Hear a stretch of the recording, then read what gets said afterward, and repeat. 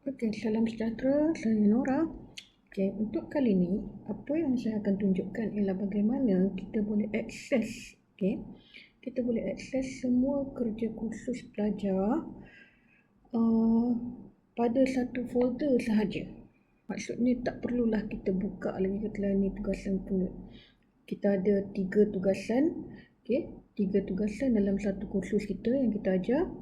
Ataupun mungkin kita ada berbagai-bagai kerja rumah yang kita berikan kepada pelajar kita, kepada murid-murid kita. Untuk mudahkan kita buat, untuk mudahkan kita semak, selain daripada menggunakan Google Classroom, kalau kita gunakan Google Classroom, kita akan nampak nama pelajar kat sini dan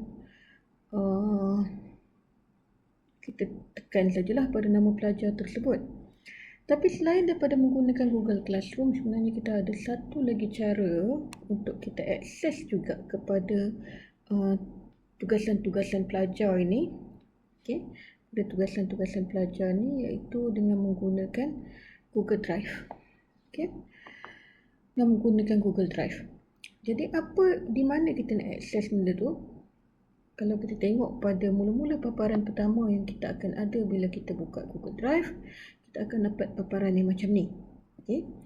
Dekat bahagian folders ni, dia ada beberapa folder yang automatic di-generate oleh Google.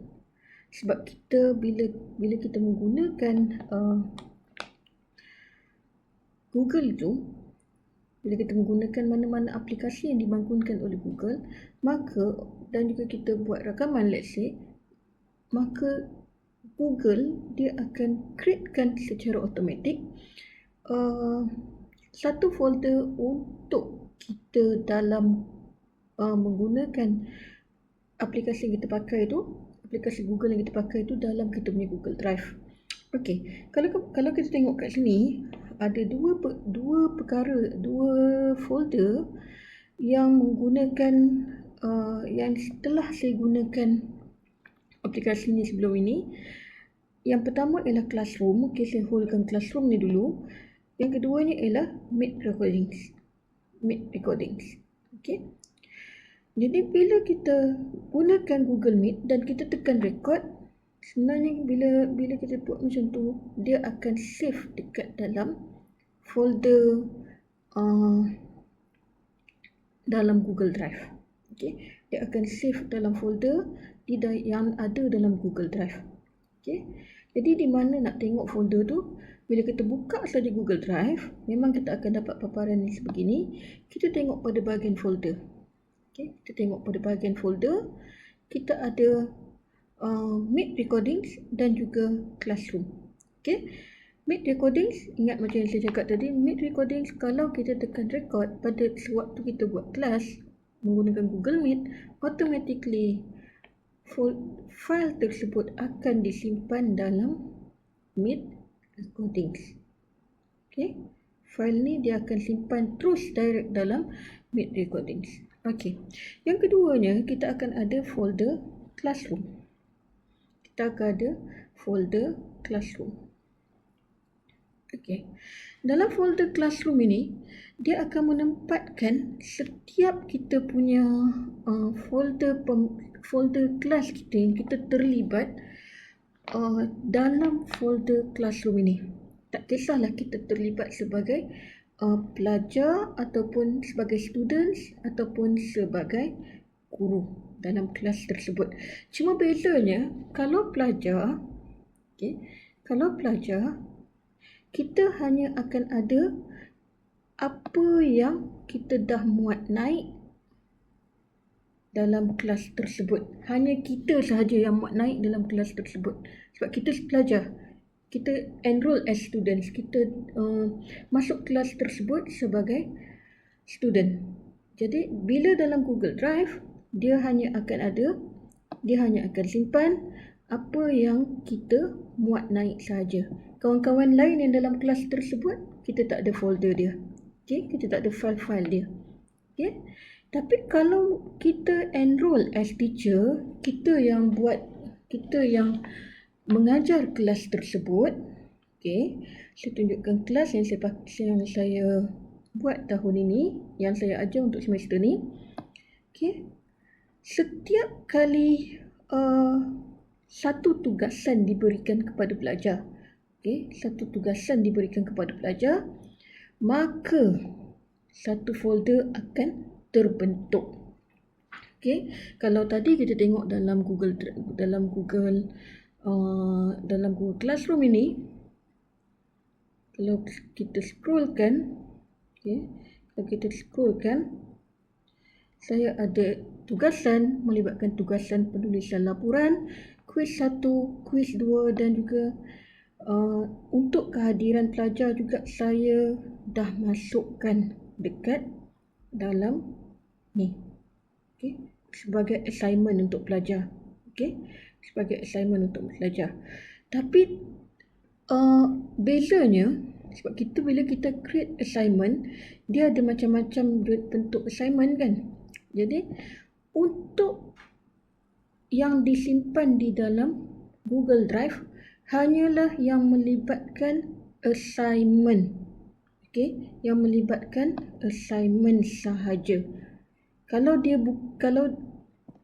perkara itu bukan disimpan sebagai assignment, okay, kalau perkara itu bukan disimpan sebagai assignment, let's say katalah dikemukakan kepada pelajar sebagai question ataupun soalan, okay, ataupun soalan kita hanya boleh akses dalam Google Classroom sahaja, okay. Tapi kalau melibatkan assignment, dia akan masuk terus dalam ni, dia akan buatkan, dia terus createkan folder untuk kita dalam Google Drive. Okay, jadi bolehlah kita terus buka saja kat sini. Okay, katalah saya buka tugasan kuis 1 ni. Apa sahaja yang dimuat oleh pelajar untuk tugasan kuis 1 semuanya akan berada dalam folder ini. Okay, semuanya akan berada dalam folder ini. Dan sebenarnya kalau kita nak terus semak dekat sini pun, katalah kita nak terus semak dekat sini pun sebenarnya boleh juga. Okay, katalah kita nak just fokus, okay, hari ni just nak buka pada ni, kita nak semak guna Google. Kita nak semak gunakan dengan cara ambil daripada Google Drive sahaja. Jadi apa yang kita akan buat, macam ni saya dah semak markah student dalam Google Classroom. Jadi boleh juga diakses di sini. Okay, sebab hari ini saya dah siap semakkannya. Ataupun kita boleh juga gunakan Annotate with Kami. Okay, kita boleh gunakan Annotate with Kami ni untuk kita marking assignment pelajar kita gunakan Google Drive. Okay, selain daripada gunakan Google Drive, gunakan Kami untuk marking kerja-kerja pelajar, Annotate with Kami ni juga boleh digunakan sebagai whiteboard bila kita menyampaikan sesi pengajaran dan pembelajaran kita menggunakan Google Meet. Okey, so apa lagi selain daripada assignment yang disimpan di dalam Google Drive melibatkan kelas yang kita ajar ni? Sebenarnya ianya turut memuatkan apa sahaja yang kita gunakan yang berkaitan dengan Google yang kita gunakan dalam kelas kita. Contoh macam ni, saya pernah cuba untuk create soalan quiz menggunakan Google Form. Jadi dia simpan walaupun kita tak save. Okay, dia Google ni bila kita gunakan sama ada Google Form, Google Docs, Google Presentation maupun Google Sheet, kalau kita tak save dia akan automatically save. Jadi selamatlah sikit kalau kita terlupa ke apa ke, dia akan terus automatically save dan dia akan jadi macam ni lah, macam 3 bawah ni. Saya gunakan 3, saya create 3 dan saya saya tak gunakan Google Form itu untuk dalam kelas saya, tapi dia still save dalam Google Drive khusus yang saya ajar. Tapi untuk makluman, yang kuis ini sebenarnya kita bina dalam Google Classroom. Okay, bukannya kita bina di luar, tapi kita nak masukkan dalam Google Classroom, bukan. Yang ini adalah kuis yang kita bina dalam Google Classroom. Okay, itu sahaja. Okay, kalau dia daripada luar, kita create Google Form daripada luar, dia tak akan save dekat sini. Sebaliknya dia akan save dekat muka surat depan kita punya ni, dekat muka surat depan kita punya Google Drive. Itu ada bezanya juga kat situ. Okay. Alright. Jadi saya rasa untuk hari ni saya fokuskan kepada file akses lain daripada Google Classroom untuk akses kelas kita. Apa-apa bahan yang kita gunakan dalam kelas kita di Google Classroom. Okay. Alright. Jadi itu saja. Terima kasih. Harap semua informasi yang saya kongsikan hari ini dapat memberi manfaat kepada semua penonton YouTube ini. Terima kasih kerana menonton. Bye-bye.